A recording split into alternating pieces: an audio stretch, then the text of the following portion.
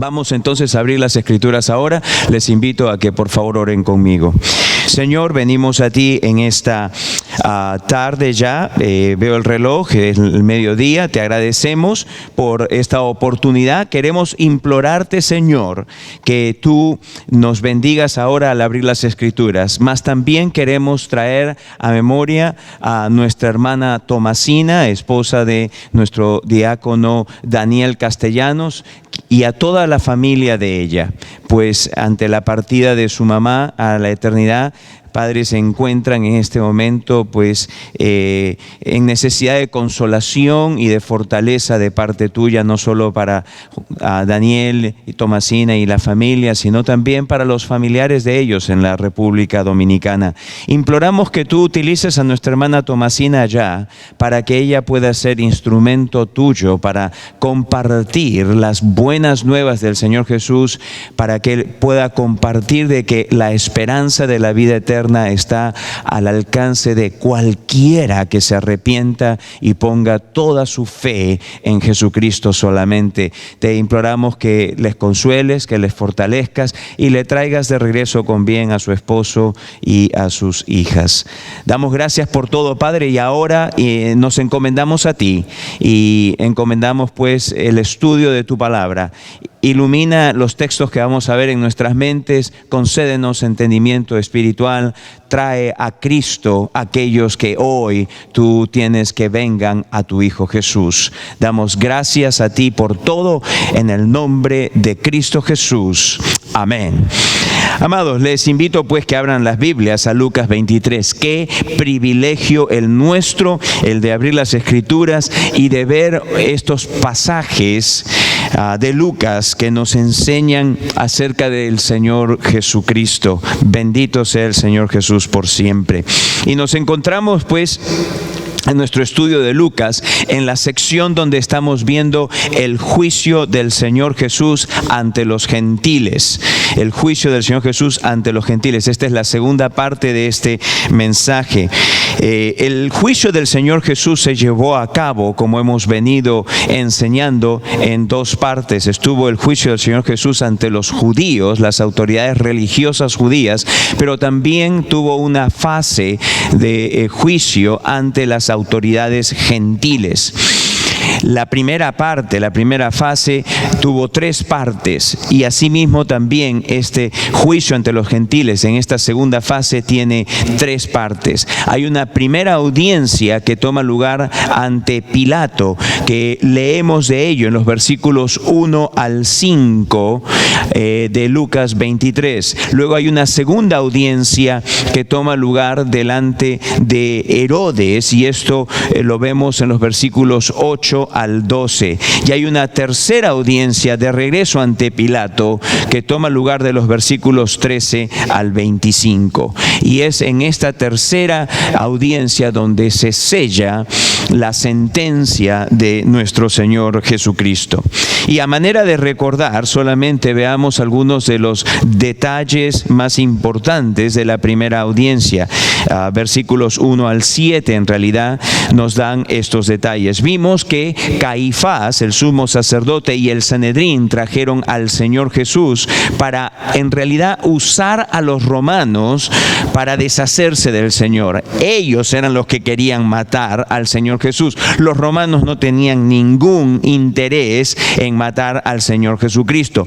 Eran Caifás y el Sanedrín quienes deseaban la muerte del Señor. Así que arrestaron a Jesús en una forma ilegal, le acusaron de cosas que él no había hecho, trataron de hallar algo que pudiesen traer a manera de acusación para justificar por qué ellos buscaron su muerte. A las finales declararon que Jesús era culpable de blasfemia, lo cual no es cierto. Hubiese sido blasfemia si es que de lo que acusaron a Jesús en realidad no hubiese sido cierto. ¿De qué le acusaron a Jesús? Dijeron, él se hace a sí mismo hijo de Dios. Bueno, si eso dijesen de mí o de cualquiera de ustedes que nos estamos haciendo hijos de Dios, dioses nosotros mismos, entonces sí seríamos culpables de blasfemia. ¿De acuerdo? Pero en el caso de Jesús eso no es cierto, eso es una falsedad. ¿Por qué? Porque Jesús no puede hacerse a sí mismo lo que en realidad o quien en realidad Él es. Él es el Hijo de Dios. Por lo tanto, en el caso de Jesús no es blasfemia. Pero para los líderes judíos, el Señor Jesús era un blasfemo y dijeron que eso era causa suficiente de muerte. Pero déjenme decirles, en realidad, así no hubiese sido eso, hubiese encontrado cualquier otra razón para deshacerse de Jesús, porque envidiaban a Jesús, tenían un odio por el Señor Jesús, como las Escrituras nos lo muestran. Entonces, habiendo ellos ya determinado anticipadamente matar a Jesús, hacen todo un juicio falso y eventualmente tienen una reunión oficial para hacer saber de que siguieron las pautas que debían de haber seguido, pero inmediatamente luego de eso tuvieron que llevarlo ante las autoridades romanas para que fuesen ellos los que llevasen a cargo la muerte, la ejecución del Señor Jesucristo. Presentan 3 cargos ante Pilato, la autoridad romana, el gobernador de Judea y de Samaria en aquel tiempo. Presentan 3 cargos: el primero, que está pervirtiendo a la nación; el segundo, que prohíbe pagar impuestos a Roma; y el tercero, que él se está haciendo en oposición a César, a sí mismo rey. Pilato interroga al Señor Jesús, no haya validez para ninguno de estos cargos, y por lo tanto, pues, como la persona encargada de administrar justicia, si le traen una persona acusada falsamente y que no hay ningún cargo contra él, él tiene la responsabilidad legal ante Roma mismo, ante la sede imperial, de dejar libre al acusado, lo cual él busca qué hacer. Le dice a los judíos, le dice: miren, yo no hallo ninguna culpa en él, pero él nota que ellos están determinados en hacer que el Señor Jesús muera o muera. No había otra alternativa para los líderes judíos. Así que él entiende que los líderes judíos en realidad están buscando que sea él y los romanos quienes lleven a cabo el asesinato del Señor Jesús. Es en medio de las acusaciones, ¿no?, que él está diciéndole a los líderes judíos: saben que yo no encuentro razón por la cual ejecutar una pena capital sobre este hombre. Y los judíos que responden y alegan vehementemente ante él, que se menciona en medio de todo ello: mira que él es un agitador, mira que él es uno que está buscando que crear una insurrección. Y acá tengo que decirles algo, les tengo que decir que me equivoqué en algo en el último mensaje. Yo llamé a Jesús un insurreccionista. Me quedé con esa duda, me fui a buscar si es que en el diccionario existe esa palabra, y no existe esa palabra. Eso fue un spanglish que yo me creé ahí en ese día. En realidad, la palabra adecuada debía haber sido insurgente.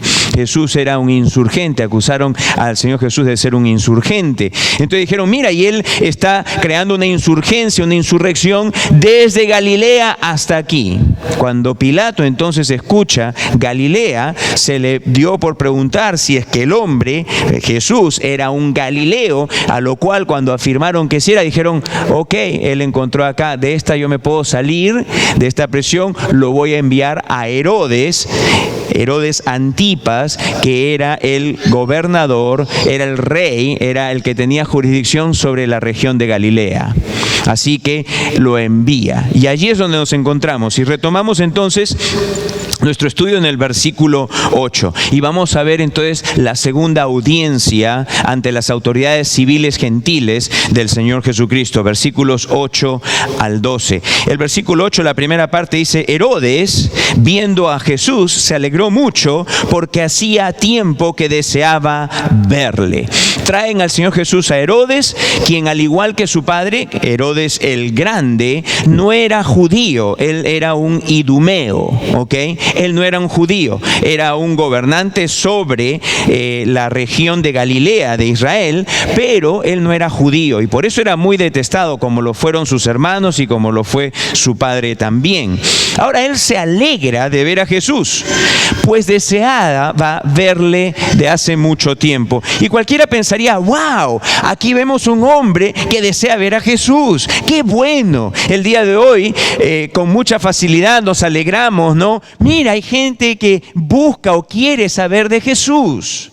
Pero no se deje a usted engañar, no le pase por la mente que el deseo de Herodes de querer ver a Jesús era porque él quería escuchar el mensaje que Jesús predicaba. Es más, en realidad ese mensaje Herodes ya lo había escuchado previamente por medio del heraldo que antecedió la venida del Señor Jesús, por medio de Juan el Bautista. ¿Y qué mensaje escuchó? Un mensaje que no le gustó, un mensaje que en realidad no le gusta al ser humano escuchar. ¿Por qué? Porque resulta que Herodes Antipas un día ve que la mujer de su hermano, literalmente su medio hermano, era una mujer atractiva. Aunque Herodes era un hombre casado, él coquetea con la mujer del hermano, eventualmente se enamoran, la mujer deja al hermano, viene, él se divorcia de su mujer y se casa con su mujer. Era un adúltero el hombre. Era un adúltero. Y Juan el Bautista, el heraldo del Señor Jesús, le dijo: eres un adúltero. Y entonces Herodes no le gustó eso. Él escuchó algo que no le gustó. Y el Bautista, Juan, lo que hizo fue llamar a Herodes al arrepentimiento. Que es el mensaje de Jesús, es el mensaje de Dios, es el mensaje que los siervos del Señor Jesús continuamente le dan a la gente. Arrepiéntanse, arrepiéntanse, arrepiéntanse. Pero es un mensaje que a veces no cala, porque el hombre ama y veces más su pecado que el perdón y que la gracia que Dios le quiere dar. Entonces, pues tenemos que el deseo de Herodes no era porque él buscaba salvación o porque él estaba ahora sí arrepentido y quería la gracia que el Señor Jesús le estaba ofreciendo. No. Él quería él quería ver a Jesús. ¿Por qué? Porque su deseo era el deseo de simplemente ser divertido por unos instantes. Él consideraba que Jesús era un tipo de mago, un tipo de alguien que practica ilusionismo y que puede presentar un gran show ahora. Y Herodes lo que estaba buscando era simplemente verle hacer un acto fantástico, como dice la segunda parte del versículo 8, porque había oído muchas cosas acerca de él y esperaba verle hacer alguna señal. Y esto una vez más me recuerda a personas que a veces tienen este interés por Jesús y quieren saber de Jesús y quieren escuchar más acerca de Jesús, pero no porque Jesús es el único que tiene autoridad y potestad para perdonarles y para darles vida eterna y para cambiar su vida, para que sacarlos del lodo del pecado y ponerlos en una vida, en una senda de justicia. No, sino porque quieren ver en Jesús qué puede hacer, qué cosa fantástica, cómo puede arreglar mi matrimonio, cómo me puede hacer a mí más rico, cómo me puede dar a mí más cosas. La gente tiene esta fascinación con Jesús muchas veces, pero que no es nada en realidad para llevarles a la salvación. No nos confundamos, hermanos, aquellos que somos del Señor, cuando escuchamos así nomás que alguien dice: no, sí, a mí me gusta Jesús, o yo tengo ideas muy placenteras de Jesús, o a mí me parece que tengo una buena opinión de Jesús. No nos confundamos como que es algo bueno necesariamente. Porque muchas veces todo ese deseo y todo ese interés en Jesús es solamente por cosas mundanas. No porque hay un anhelo, un deseo de querer ser salvado del infierno, del castigo eterno por Jesús. Bueno, y entonces pues vemos que Herodes hace muchas preguntas una vez que se presenta a Jesús, ¿no? Él estaba deseando verle hacer alguna gran señal. El versículo 9 dice: y le hacía muchas preguntas, pero él nada le respondió. Le hace muchas preguntas al Señor, pero el Señor en silencio. Herodes recibe del Señor la misma respuesta de silencio que había dado previamente a Pilato. Déjeme decirle, estoy seguro que si Herodes hubiese dicho: mira, ¿sabes qué, Señor o Jesús? Me está en la mente injoniando lo que escuché de tu siervo y tengo entendido los mensajes que tú mismo has dado, que me necesito arrepentir. Jesús le hubiese hablado. Jesús le hubiese hablado. Pero ante las preguntas que Herodes le estaba haciendo, que no tenía en realidad, él que es Dios, que conoce en realidad lo que hay en el corazón del hombre, él conoce lo que hay en la mente del hombre, Jesús sabiendo exactamente lo que había, que no había sino más que desprecio por parte de Herodes para con Jesús, el Señor no le responde nada. no le responde absolutamente nada. En medio de ello, los fariseos, los líderes que están ahí, los saduceos, los miembros del Sanedrín que habían acompañado de Pilato a donde Herodes al Señor Jesús, empiezan pues a meter candela. Y dice, y estaban los principales sacerdotes, esos son saduceos principalmente, y los escribas, esos son fariseos principalmente, acusándole con gran vehemencia, buscando que inclinara a Herodes a que dé un fallo de culpable. Lo acusaban de las mismas cosas de las cuales acusaron al Señor Jesús delante de Pilato. Y entonces en el versículo 11 vemos que lejos de Herodes dar oído a lo que los judíos, los líderes judíos hace algo totalmente que creo que los fariseos y los saduceos que están ahí se gozaron con ello, pero que más bien va sellando más y más la suerte eterna, el destino eterno de este hombre. Entonces, versículo 11 dice, Herodes con sus soldados le menospreció y escarneció, vistiéndole de una ropa espléndida, y volvió a enviarle a Pilato. Y sabe, aquí Herodes no actuó muy distinto a como el día de hoy actúan muchos con respecto a Jesús. Ahí hay algunos que ponen a Jesús, que Jesús a veces es, ya que paraba con 12 discípulos, dicen, ahí el primer homosexual probablemente. Hay algunos que en forma irrespetuosa, irrelevante, blasfema, hablan del Señor Jesús en formas totalmente blasfemas y le escarnecen y le desprecian en su corazón. En nada distintos de este hombre. ¿Por qué? Porque siempre ha habido, lo ha habido antes, lo hay hoy y lo habrá mañana, aquellos dentro de nosotros los seres humanos que escarnecen y se burlan y desprecian al eterno Rey de Reyes y Señor de Señores. Qué triste, pues con ello lo único que están haciendo es sellar su destino eterno para el lago de fuego, para el castigo eterno. Qué triste. El versículo 12, el escritor Lucas hace una mención muy interesante, inspirado por el Espíritu de Dios. Dice, y se hicieron amigos Pilato y Herodes aquel día, porque antes estaban enemistados entre sí.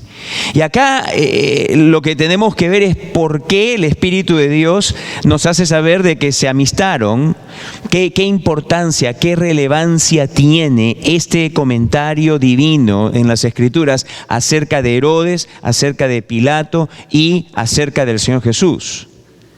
¿Qué interés tiene esto? ¿De qué valor nos es esto a nosotros? Bueno, es muy, muy importante.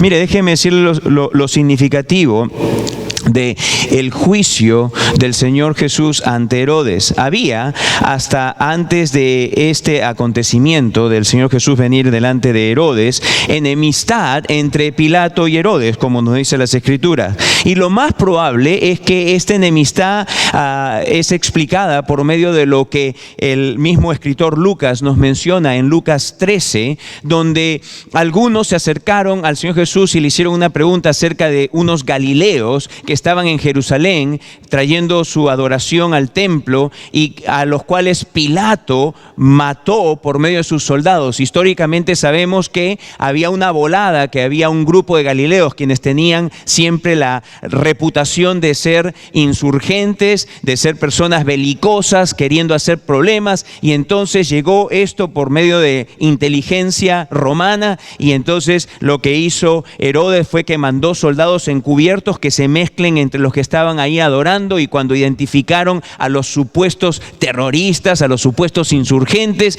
ahí sacaron unos garrotes y les dieron duro y los mataron, y por eso dice, se murieron y su sangre se mezcló con la sangre de sus ofrendas. Lo cual parece indicar que no le cayó muy bien, en este caso a Herodes Antipas. No porque él estuviese preocupado como un gobernante bueno y noble por esto que había acontecido, esta injusticia que había habido contra sus súbditos, contra gente de su jurisdicción. No, sino porque tomó que Pilato estaba cruzando la línea de jurisdicciones, porque Pilato no tenía autoridad para meterse con sus súbditos. Entonces parece que desde ese entonces y por este acontecimiento quedó como una astilla bien profunda que causó este roce entre Pilato y Herodes. Pero ahora viene este hombre enviado por Pilato. Y parece ser entonces que Herodes lo que hace es que dice, bueno, acá con esto se está arreglando la cosa. Herodes está haciendo algo noble, algo bueno. Está reconociendo mi autoridad, mi jurisdicción, porque me está enviando acá a este individuo. Esto es muy importante. ¿Sabe por qué? Porque lo que vemos aquí es que el Señor Jesús se encuentra ante una segunda autoridad civil distinta de Pilato. ¿Ok? Y que es llamado entonces a traer un juicio sobre este reo acusado de cosas muy malas. ¿De acuerdo? Y entonces, al solucionarse o al quitarse la enemistad que había entre ellos, vemos que Herodes da un fallo totalmente imparcial. Dio un fallo totalmente imparcial. No hubo nada que inclinase por la enemistad que había entre Pilato y él previamente. No había nada que hiciese que Herodes entonces diese un fallo para fregar a Pilato, por decir así, para hacérsela saber a Pilato de que había algo entre ellos. No, al haberse arreglado esto, al considerar que Pilato entonces estaba teniendo este gesto de reconocimiento de la autoridad y jurisdicción de Herodes sobre los galileos, entonces él da un fallo imparcial. Y esto es importante porque aquí vemos entonces la segunda autoridad civil que haya que el Señor Jesús es totalmente inocente de los cargos falsos que se le presentaron. Totalmente inocente. En la Escritura, en el Antiguo Testamento, decía que era por boca de 2 o 3 testigos que se decidía si una persona era culpable o inocente también. Y acá ya vemos que hay 2 que testifican, autoridades civiles, en forma imparcial, que el Señor Jesús no es culpable. Y esto nos lleva entonces a que veamos la tercera y última audiencia, una vez más delante de Pilato. Y entonces leemos en el versículo 13 que Pilato recibe de regreso al Señor Jesús y convoca a aquellos que le acusaban. Dice el versículo 13, entonces Pilato, convocando a los principales sacerdotes, a los gobernantes y al pueblo, los llama para decirles lo siguiente. Uno, que quería ver que soltar a Jesús. Quería ver que soltara a Jesús. ¿Debido a qué? Versículo 14, la primera parte, les dijo, me habéis presentado como un hombre que perturba al pueblo. Pero, habiéndole interrogado, yo delante de vosotros no he hallado en este hombre delito alguno de aquellos de que le acusáis. Ustedes me lo han traído como si él fuese un insurgente, pero no hay evidencia del caso. No la hay. No solamente eso, sino que una segunda corte civil imparcial lo ha examinado y tampoco haya culpa en ello. Versículo 15. Y ni aun Herodes, porque os remití a él. Y él acá está enfatizando de que ellos mismos fueron, que ellos estuvieron presentes, tuvieron la oportunidad de acusar también de los mismos cargos a Jesús delante de Herodes. Y dice, y ni aun Herodes, porque os remití a él. Y he aquí, nada digno de muerte ha hecho este hombre. Entonces, en conclusión, esta autoridad romana, en eminencia, que es gobernador de Judea y de Samaria, Poncio Pilato, el gobernador, versículos 16 y 17, dice, lo voy a soltar. Lo voy a soltar. Le soltaré pues, después de castigarle. Y tenía necesidad de soltarles uno en cada fiesta. Dice, lo voy a soltar, pero lo voy a castigar. Ahora usted se preguntará y dirá, caramba, pero si es inocente, ¿por qué lo castigan? Bueno, es interesante saber un par de cosas acerca de cómo se conducía Roma. Aquí hay dos cosas que nos mencionan que históricamente los historiadores han evidenciado de que estas eran prácticas del Imperio Romano. En primer lugar, los romanos era un imperio que se expandía por medio de conquista. ¿Ok? Pero eran muy astutos para no estar continuamente teniendo que enviar sus ejércitos que eran superiores numéricamente y estratégicamente y en equipo militar, eran superiores a todos los demás otros ejércitos de pequeñas ciudades, estados que conquistaban. Lo que ellos hacían era que para no tener que estar continuamente gastando dinero en enviar ejércitos, les daba una cierta autonomía a los grupos que ellos dominaban, que ellos ponían bajo su imperio. Y no solo eso, sino que para congraciarse con ellos, una vez al año les concedía que ellos le pidiesen el favor a Roma de que soltase a un preso. Alguien que ellos querían, alguien que ellos estimaban, alguien que consideraban importante. Por X razones, no importaba la razón, una vez al año los romanos le soltaban a un preso, a un grupo de personas. Y eso es lo que hace aquí mención, versículo 17, tenía necesidad de soltarles uno en cada fiesta. Pero en segundo lugar, también vemos aquí algo que menciona Lucas: le soltaré después de castigarle. Los romanos también tenían una práctica. Ellos lo hubiesen considerado, por decir así, esto como una práctica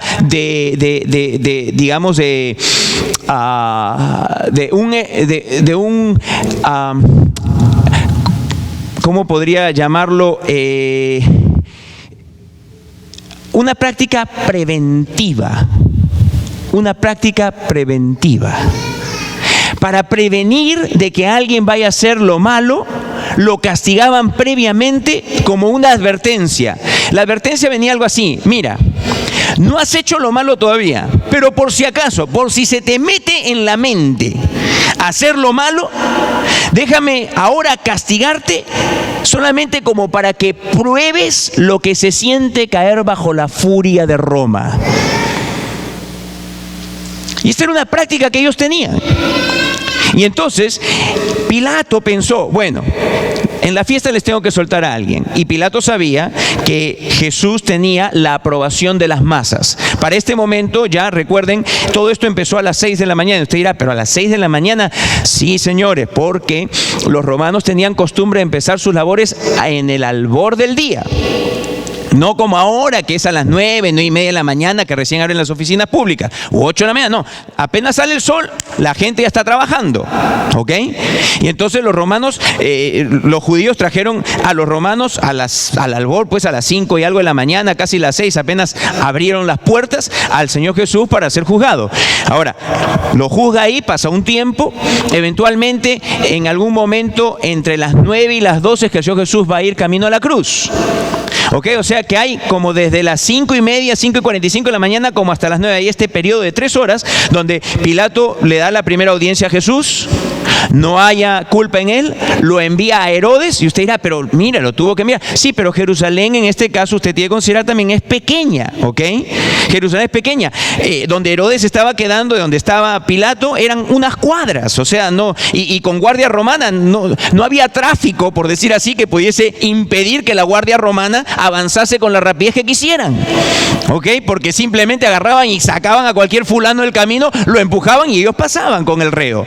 Así que lo llevan donde Herodes. La reunión con Herodes no duró mucho, solamente el tiempo que duró para que ellos se satisfaciesen pervertidamente en ese escarnio y esa burla del Señor Jesús, y luego lo regresan. Y acá ahora se encuentra otra vez más Pilato con el Señor Jesús.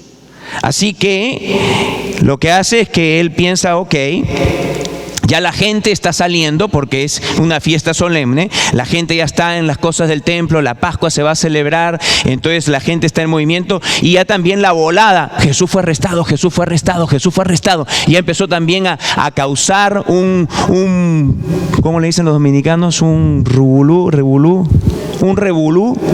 Empezó a haber pues muchas bolas, le dicen los peruanos, un revolú, le dicen los dominicanos, no sé cómo le dirá usted en su país, pero empezó a haber muchos comentarios acerca, mira, Jesús fue arrestado, mira, Jesús fue arrestado. Y entonces la masa, la multitud empieza a ir donde se encontraba Pilato, era un lugar público.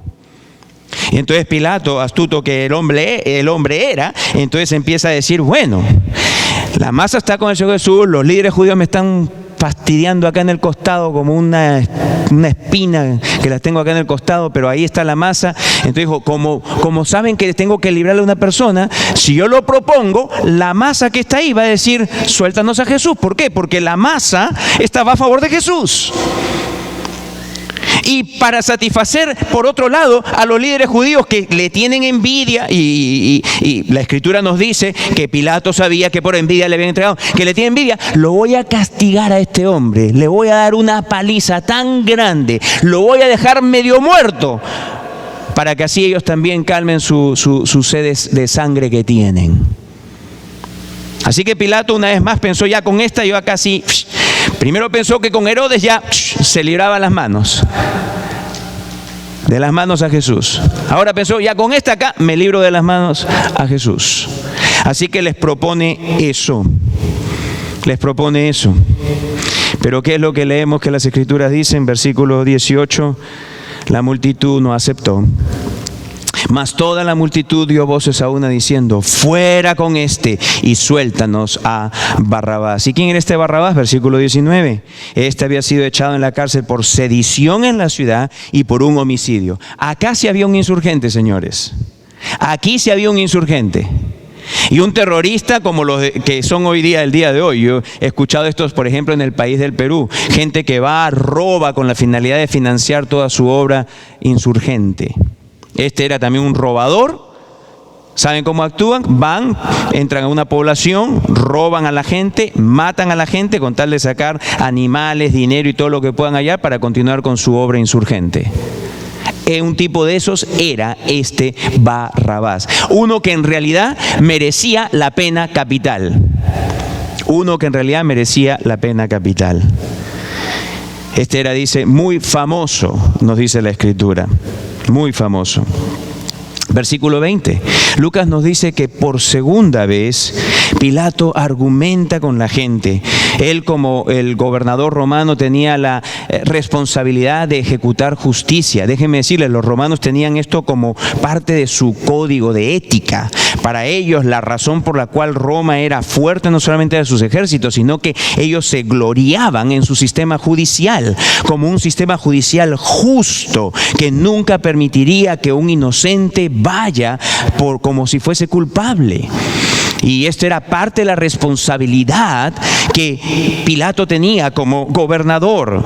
Y el versículo 20, entonces vemos una vez más, le habló otra vez Pilato a todos que queriendo, dice, soltar a Jesús. La Biblia no puede hacer más claro esto, que Jesús fue hallado inocente, y que las autoridades romanas querían soltarlo. Lo querían soltar, porque no había nada de verdad en los cargos que hicieron contra él. Pero una vez más, versículo 21, Lucas nos dice, pero ellos volvieron a dar voces diciendo, crucifícale. Para entender un poco más todo lo que estaba pasando, tenemos que ir a Juan como para ver cuál fue la dinámica. ¿Por qué es que Pilato, habiendo pensado que las masas, la multitud iba a estar en acuerdo con él en soltarles a Jesús? ¿Cómo fue? ¿Qué fue lo que pasó? Que tomó lugar, que hicieron que las cosas todas se pusiesen de una forma que no pensaron que podía ser. Versículo 22 dice, él les dijo por tercera vez, pues qué mal ha hecho este, ningún delito digno de muerte he hallado en él, le castigaré pues y le soltaré. Hasta aquí está avisando que lo que piensa hacer es castigarlo. Bueno, dice, lo voy a castigar para que él sepa lo que significaría caer en las manos de la furia del imperio romano. Si viene conmigo, por favor, a Juan, al capítulo 19, el versículo 3, del 1 al 3. Leemos allí la versión que San Juan nos da. Dice, así que entonces tomó Pilato a Jesús y le azotó. Acá ya vemos que le azota en realidad. Y los soldados entretejieron una corona de espinas y la pusieron sobre su cabeza y le vistieron con un manto de púrpura y le decían, salve, rey de los judíos, y le daban de bofetadas. Usted tiene que tener presente también lo siguiente. ¿Se recuerdan que hemos leído que los judíos, dice, fueron donde estaba Pilato? Pilato, su residencia era en la ciudad de Cesarea, no era en Jerusalén. Pero cuando estaba en Jerusalén se quedaba en la Torre Antonia, en el Fuerte Antonia, que era el lugar donde estaba el pretorio o donde estaba la guardia, donde estaba el ejército romano cuando venía Pilato o algún otro delegado romano. Ahí era donde se concentraba, se convertía como el cuartel de los romanos, ¿de acuerdo?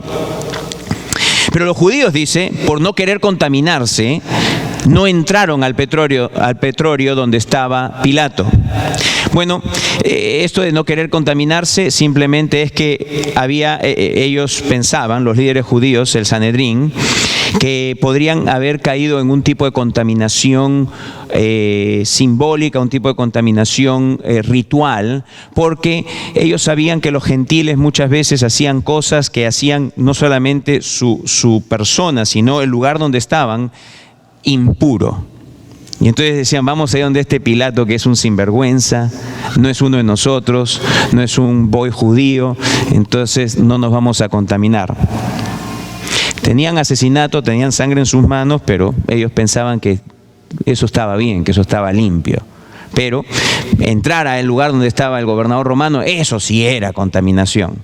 Para que usted vea cómo la mente humana de una persona sin Cristo piensa. Piensa que la maldad que hace no es mala y piensa que Dios está bien con su maldad. ¿Ok? Así que bueno, Pilato entonces tenía que salir a los judíos y entrar a la sala donde llevaba su audiencia. Los judíos estaban en un tipo allí de área donde no estaban contaminándose. ¿Ok? Y entonces cuando usted lee los acontecimientos, usted va a ver a Pilato salir y entrar. Salió y volvió a entrar. Sale y entra. ¿Por qué? Porque el interrogatorio y todo eso tomaba lugar en una sala, en una audiencia aparte. ¿Ok?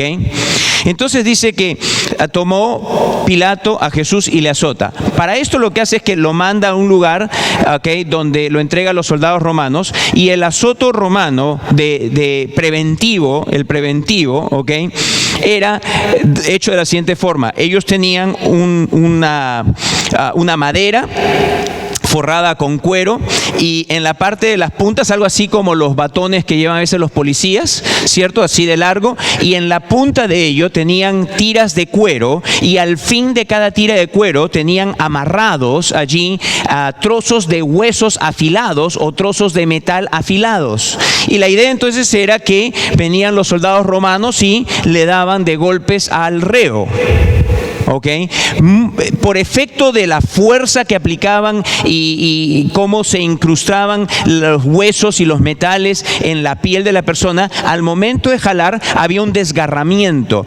Historiadores han descrito que muchas veces ese desgarramiento era tal que empezaban a verse las arterias en la parte de la espalda, y en algunos casos, debido a que no hay mucho, digamos, entre la superficie externa de la piel y los órganos internos, en muchos casos se podía llegar a ver incluso hasta los órganos internos, los pulmones y otros órganos más de aquellos a quienes se sujetaban a este tipo de flagelo. Y recuerden, todo esto era preventivo solamente, este no era castigo, decían ellos. Y esto lo mezclaban junto con burlas y con escarnio, a lo cual sujetó al Señor Jesús. Y una vez más, él pensaba, bueno, imagínense, acá está este que supuestamente ellos dicen que es un rey y tanta cosa. Miren a este rey, era el punto que él quería hacer a los judíos. Miren a este hombre, qué rey, señores. ¿Qué rey es del que ustedes están atemorizados? O del que Roma deba tener. Si mira lo que le podemos hacer.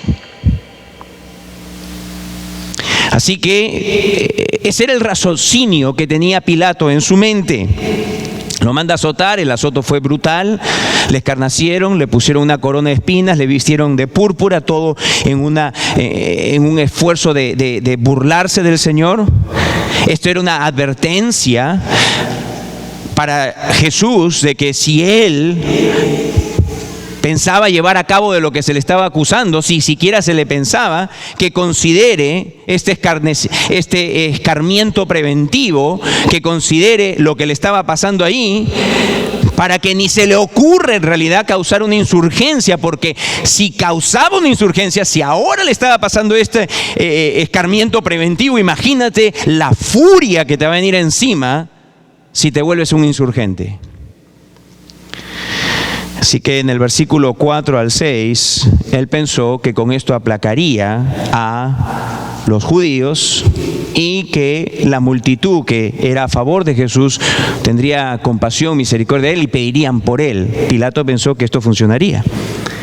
Entonces Pilato salió otra vez y les dijo: mirad, os lo traigo fuera para que entendáis que ningún delito hallo en él. Y salió Jesús llevando la corona de espinas y el manto de púrpura, y Pilato le dijo: he aquí el hombre.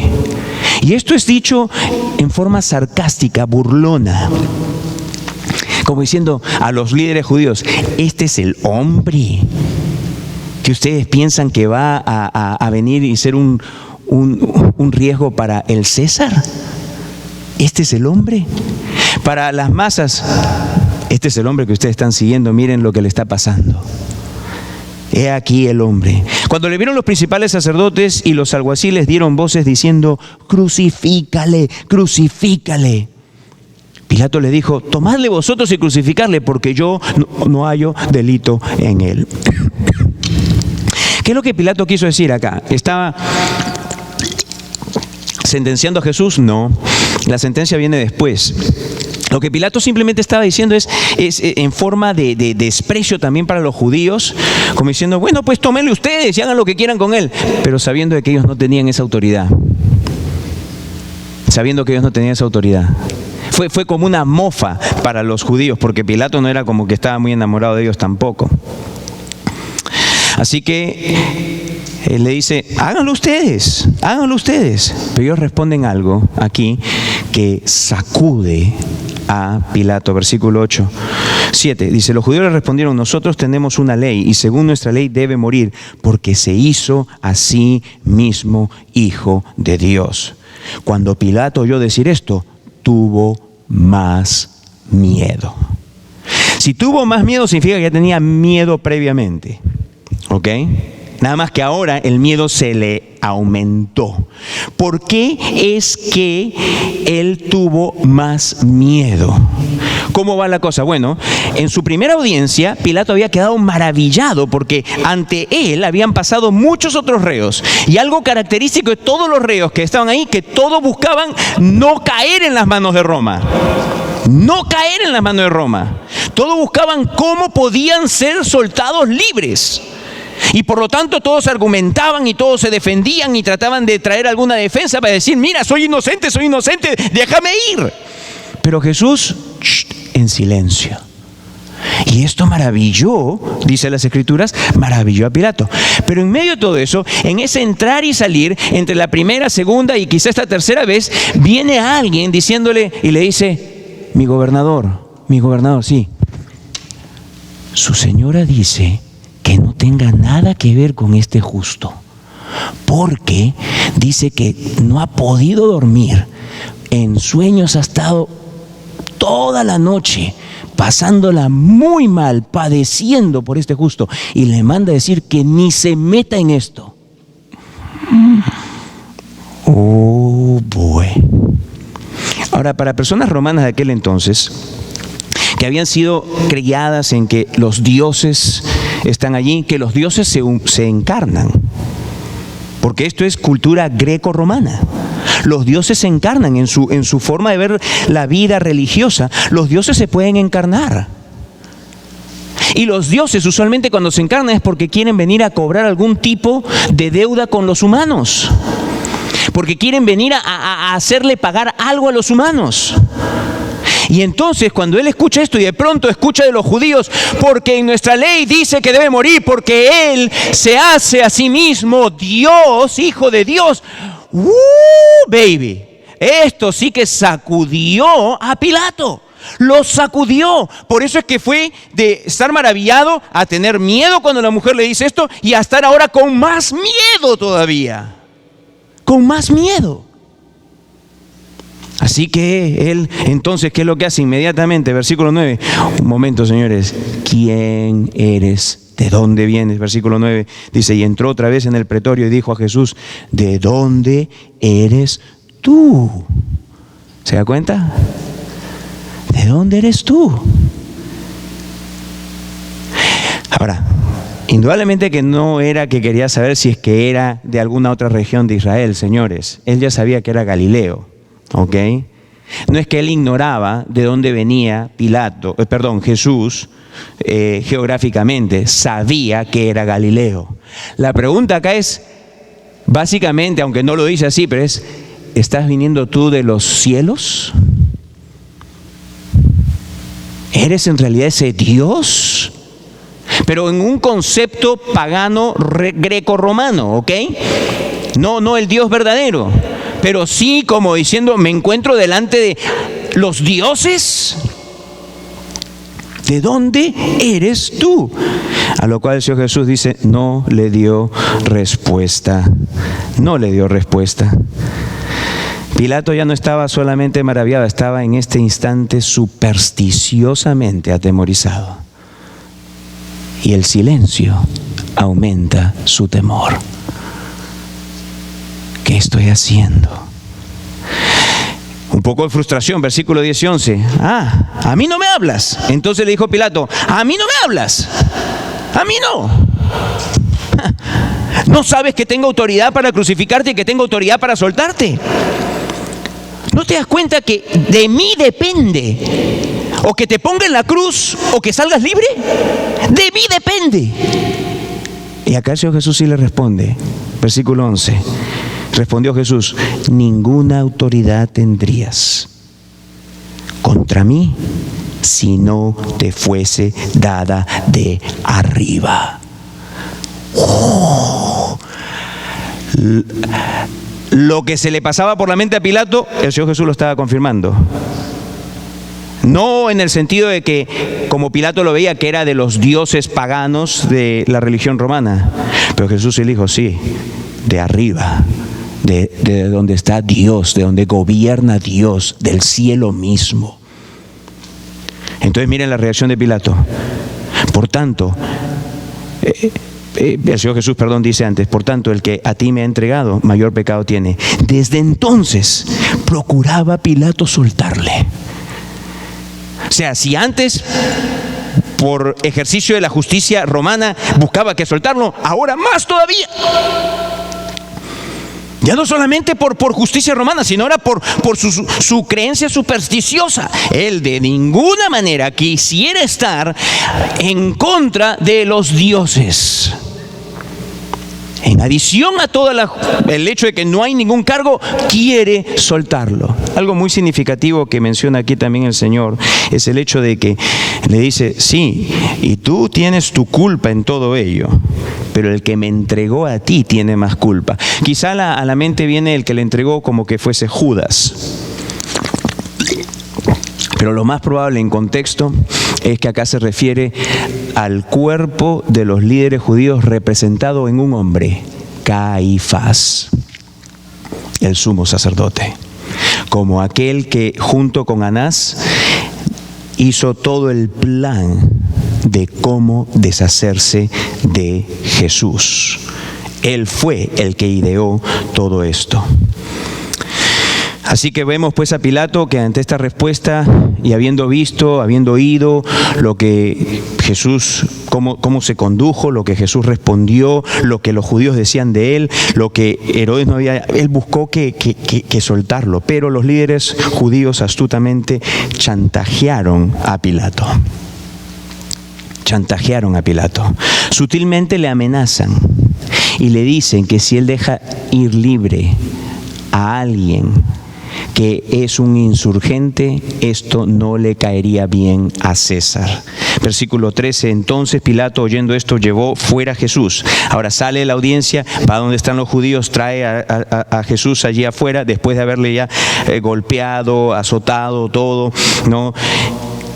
Y dice, oyendo esto, llevó fuera a Jesús y se sentó en el tribunal en el lugar llamado el Enlosado, y en hebreo Gábata. Ahora, cuando se siente es que ya va a dar su juicio, ¿ok? Era la preparación de la Pascua y como la hora sexta. La hora sexta debe ser entendida en forma general como entre las 9 y las 12 del día. ¿Ok? Otra enseñanza en Juan, les explicaré por qué. Ahora baste para mí decir eso. Entonces dijo a los judíos, he aquí vuestro rey. Pero ellos gritaron, fuera, fuera, crucifícale. Pilato les dijo, ¿a vuestro rey de crucificar? Respondieron los principales sacerdotes, no tenemos más rey que César. No tenemos más rey que César. ¿Qué es lo que vemos aquí? Lo que vemos aquí es que lo que hicieron los judíos fue mientras Pilato estaba adentro, ¿ok? Ya que se dieron cuenta de que Pilato estaba buscando que apelara a la gente, de alguna forma, los otros evangelios nos dicen que muy vehementemente los fariseos y los saduceos que estaban ahí fueron entre la masa y empezaron a decir, mira, Jesús, recuerden que Juan 6 dice de que trataron de hacerle rey también los judíos, estaban muy entusiasmados con Jesús porque veían que Jesús podía ser el caudillo que los traería a libertad de los romanos. Y empezaron, parece, a decirle muy probablemente a los judíos allí, miren a Jesús, no es quien ustedes piensan que Él es, mira lo que los romanos le han hecho. Nos conviene más bien alguien como Barrabás, alguien que ya se ha demostrado que puede ser alguien que nos puede traer libertad de Roma. Crucifiquen a Jesús, que los romanos lo crucifiquen y nos suelten más bien a Barrabás. Y parece que esto lo fueron haciendo mientras Pilato estaba dentro. Cuando sale, entonces se encuentra que ahora ya toda la multitud estaba recontra determinada. Lo que él pensó en hacer, toda la resolución que tuvo, ahora más movido por el miedo supersticioso que tenía de que lo tenía que dejar libre, va y se encuentra ahora con esta pared.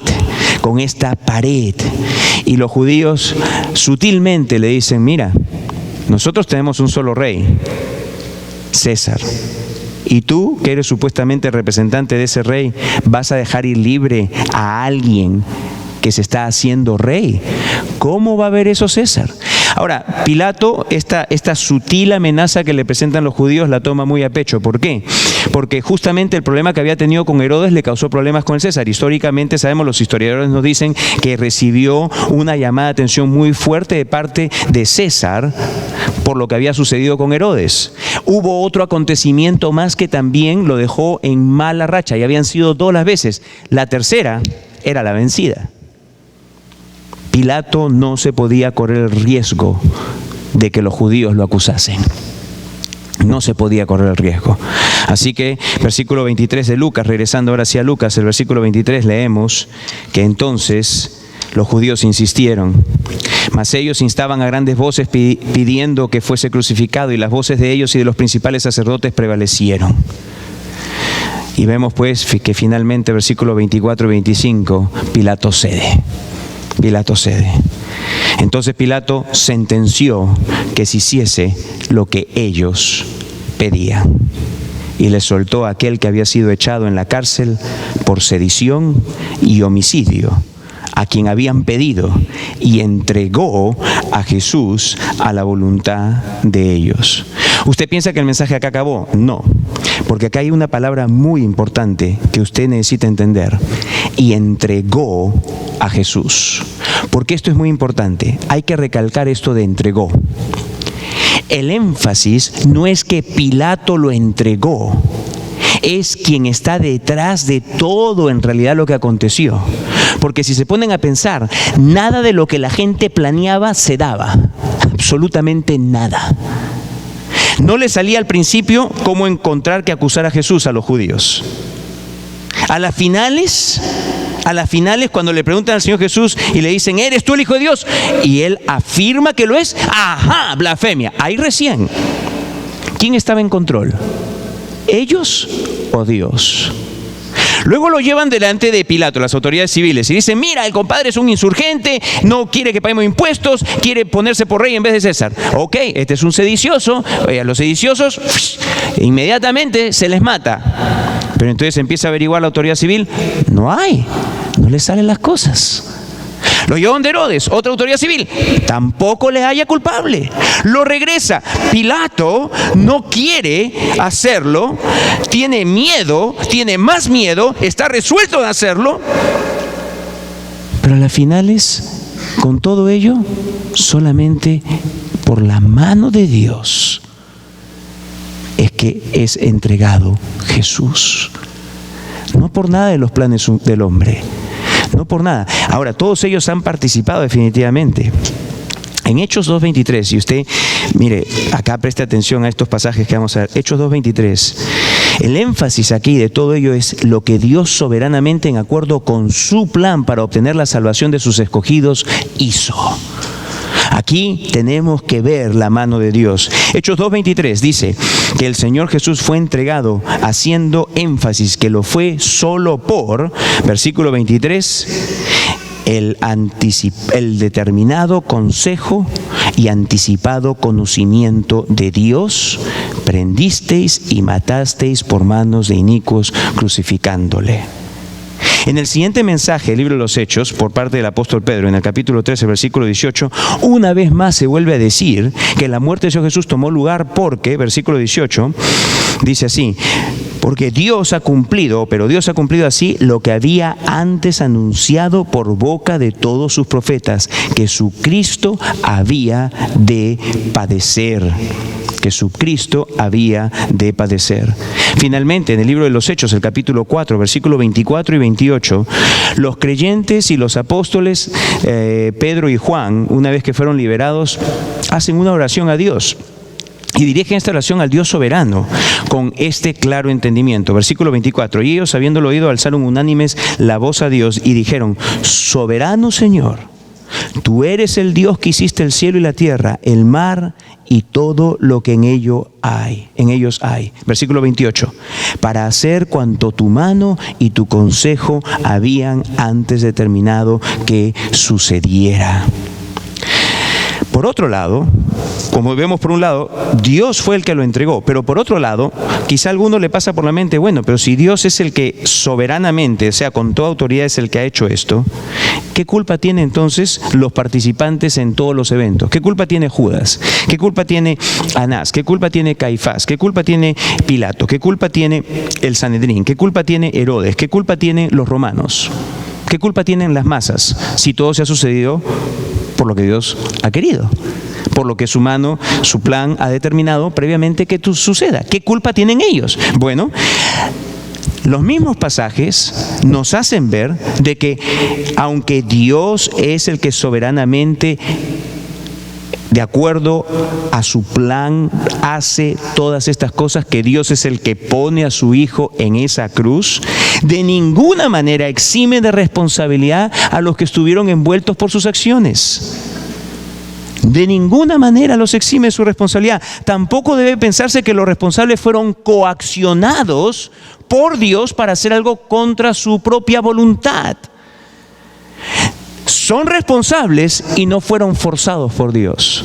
Y esto lo leemos también en las Escrituras. Ahora, déjeme decirle una cosa. Todo esto lo único que hace es que magnifica a Dios, quien, a pesar de la maldad del corazón humano y pese a lo determinado de la ceguera y la dureza del corazón pecaminoso, Dios, a pesar de todo ello, lleva a cabo su plan para la salvación de sus escogidos y la gloria de su nombre. A pesar de todo. Hechos 2.23 recalca que ¿quiénes fueron los que prendieron y mataron a Jesús? Bueno, dice, los judíos. Hechos 2.23 dice: a este, entregado por el determinado consejo de anticipado conocimiento de Dios, prendisteis y matasteis por mano de inicuos, crucificándole. Luego nosotros podemos ver en el versículo 36 lo siguiente. 2.36, que dice así: Sepa pues certísimamente toda la casa de Israel que a este Jesús, a quien vosotros crucificasteis, Dios le ha hecho Señor y Cristo. En Hechos 3:13, Pedro y Juan le dicen al pueblo que ellos fueron los que entregaron al Señor Jesús. El Dios de Abraham, de Isaac y de Jacob, el Dios de nuestros padres, ha glorificado a su Hijo Jesús, a quien vosotros entregasteis y negasteis delante de Pilato, cuando éste había resuelto ponerle en libertad. No solamente eso, sino que dice que son responsables de haber matado al autor de la vida. Y matasteis, o el 14, para que tengamos todo, mas vosotros negasteis al santo y al justo, y pedisteis, ustedes pidieron que se os diese un homicida, y matasteis al autor de la vida, a quien Dios ha resucitado de los muertos, de lo cual nosotros somos testigos. Y en Hechos 4:27, los creyentes identificaron claramente que Herodes y Poncio Pilato, con los gentiles, los soldados romanos y el pueblo de Israel, fueron quienes se unieron contra el Hijo de Dios. Hechos 4:27 dice: porque verdaderamente se unieron en esta ciudad contra tu santo Hijo Jesús, a quien ungiste, Herodes y Poncio Pilato, con los gentiles y el pueblo de Israel. Ahora sí, hagamos un resumen. A través de todo el recuento encontramos que el relato deja en claro lo siguiente. Primeramente, la total y completa inocencia del Hijo de Dios. Jesús fue totalmente inocente. Él es el inocente Cordero de Dios, entregado por Dios el Padre para que el pecador pueda ser redimido. En el libro de Isaías, en el capítulo 53, versículos 5, 7 y 10 al 11, se menciona cómo el Señor Jesús, el inocente Cordero de Dios, fue molido por nuestros pecados, por nuestras rebeliones, por nuestras transgresiones. El castigo y la ira de Dios fue sobre Él para salvarnos. Y dice que su obra en la cruz es totalmente aceptada y es suficiente para luego, en el futuro no muy lejano, tenernos a todos aquellos que hemos confiado en Él, que nos hemos arrepentido, junto con Él por la eternidad. El Señor fue exonerado de toda culpa ante 2 tribunales civiles y en una forma sobrenatural por el testimonio de la mujer de Pilato. Segunda cosa que vemos aquí. La realidad es que los que blasfemaron, no fue el Señor Jesús el que blasfemó, los que blasfemaron fueron sus acusadores y aquellos que le entregaron. Herodes, Pilato, los gentiles, las guardias judías y romanas, todos fueron los que blasfemaron. Y es interesante cómo la Escritura lo pone, porque incluye a todos, ¿ok? Incluye no solamente a los judíos, sino que, aunque en menor falta, por decir así, algunos de ellos, todos están incluidos. Y esto nos da la totalidad de nuestra culpa como humanidad, amigos. Tú eres culpable ante Dios, al igual que yo. Somos todos culpables ante los ojos de Dios por nuestro pecado. Todos estamos en la misma necesidad de salvación. Ahora, finalmente, todo lo acontecido por la mano soberana de nuestro Dios fue para hacer cumplir lo que dijo antes por sus profetas, para que pueda haber salvación para sus escogidos por medio de la muerte sustitutiva del Señor Jesús. Y termino pues entonces con una pregunta. ¿Qué harás pues tú con Jesús? ¿Qué harás tú con Jesús? Está demostrado, Él es el inocente Cordero de Dios, quien Dios el Padre puso para tu salvación. Para tu salvación, para salvarte del castigo eterno, para salvarte del infierno. El infierno que yo merezco por mi pecado y que tú mereces por tu pecado. ¿Qué harás con el Hijo de Dios? ¿Qué harás con Jesús? ¿Serás como Judas? Un traidor que al no obtener lo que pensó que obtendría prestigio y poder y qué sé yo, cosas en la vida, cuando se dio cuenta que no obtendría eso, lo vendió. Serás como Anás y Caifás, quienes, deseando su posición y su dinero, jugaban con la religión como medios de ganancia. Serás como los líderes saduceos y fariseos del Sanedrín, quienes, ciegos a lo que la Escritura dice y más bien imponen su propia opinión y su propia religión? ¿Serás como ellos que rechazan también a Jesús? ¿Serás como la multitud judía, gente voluble que un día es fanática de Jesús para solo otro día dejarlo, darle la espalda y pedir su muerte? ¿Serás como Pilato, uno que sabe lo que debe de hacer, pero ante la presión de la vida cede y vende su alma al castigo eterno? ¿Serás como Herodes, uno que ve en Jesús solamente un charlatán y un mago que puede quizá divertirte por un rato, pero a quien en realidad desprecias? ¿Serás como los soldados romanos, unos que toman a Jesús al punto solamente de verle con desprecio y burla, sin querer en realidad buscar de él? ¿Como quién serás? Porque en uno de esos te encuentras tú si tú no te has reconciliado con Dios. Si tú el día de hoy aún no has venido a Cristo, tú eres como uno de ellos. ¿Qué harás? ¿Qué harás? Y le he orado a Dios que tú seas de aquellos que el Espíritu de Dios lleve, como narra el libro de los Hechos en el capítulo 2, cuando escucharon de su culpa, de cuán culpables eran ante Dios, se compungieron de corazón y dijeron: ¿qué haremos? ¿Hay para mí perdón? ¿Hay para mí perdón? Y le he pedido a Dios que así seas tú el día de hoy, que el día de hoy busques perdón, que te arrepientas y que creas en el Señor Jesús. Así que yo quisiera pedirle que a todos se pongan en pie ahora y por un instante que cierres tus ojos, inclines tu rostro y que te pongas a pensar: ¿quién eres tú? ¿Como cuál de esos eres tú? ¿Qué vas a hacer?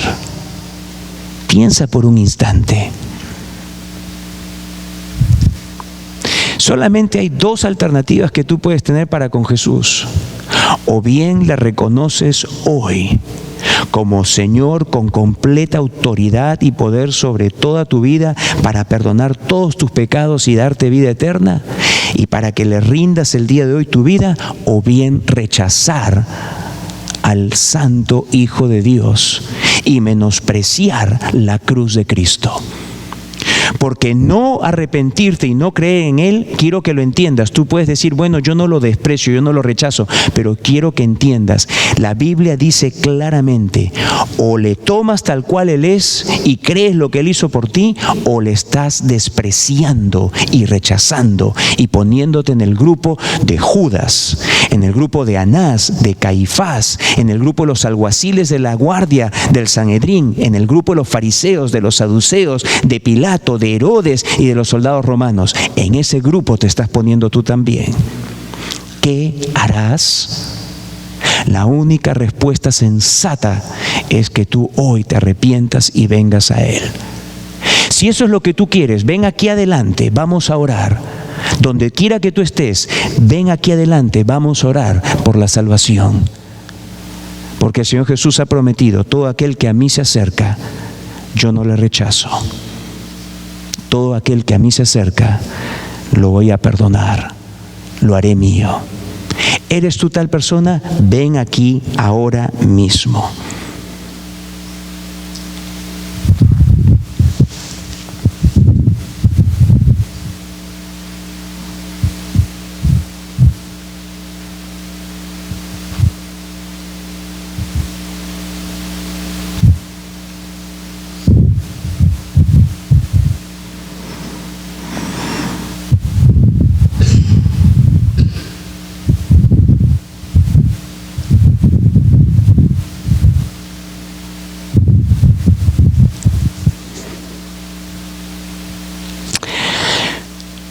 Vamos a orar.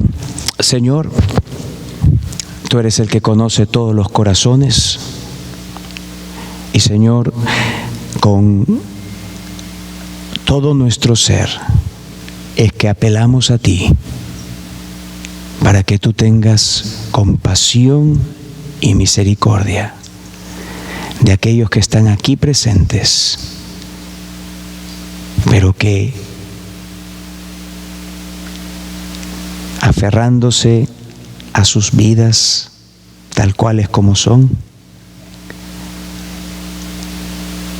realidad están despreciando a tu Hijo Jesús. Cómo quisiera que no fuese así, sin embargo, la palabra dice, tu palabra dice, que personas a través de los siglos han menospreciado y menosprecian y rechazan a Jesucristo tu Hijo. Te pido que tú les concedas en tu misericordia una oportunidad más. Te lo suplico. Pero Señor, a pesar de todo ello, para aquellos de nosotros que sí somos tuyos, en este día de hoy exaltamos, adoramos voluntariamente de todo nuestro corazón a aquel que nos amó de tal forma que vino y fue a una cruz para pagar allí por nuestros pecados. Gracias, gracias por la vida eterna que nos has concedido. Te alabamos y te bendecimos este día y por siempre. Amén.